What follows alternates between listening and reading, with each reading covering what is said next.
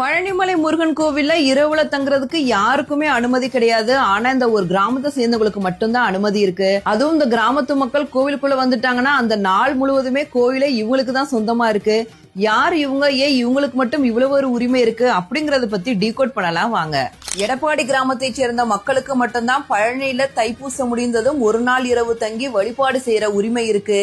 இவங்களுக்கு மட்டும் எப்படி இந்த உரிமை வந்தது? வள்ளி மகள் எங்க குலத்தில் பிறந்தவள், எங்க ஊரோட மகள்.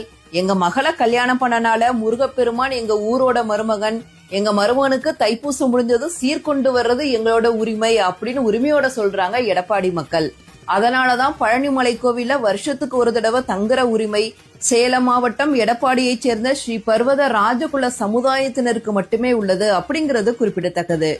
இவங்க பல நூறு ஆண்டுகளாக விரதம் இருந்து காவடி எடுத்து பழனிக்கு பாத யாத்திரை வந்து முருகனை வழிபாடு செஞ்சுட்டு போறாங்க. முருகப்பெருமான தங்கள் ஊர் மருமகனா பாக்குறாங்க இந்த ஊர் மக்கள். அதனாலதான் அவர் மேல அவ்வளவு பாசத்தை பொழியறாங்க, அவ்வளவு உரிமையையும் எடுத்துக்கிறாங்க. இந்த மாதிரி நிறைய டிவோஷனல் இன்ஃபர்மேஷனுக்கு நம்ம பேஜையும் ஃபாலோ பண்ணிக்கோங்க. அன்பே சிவம்.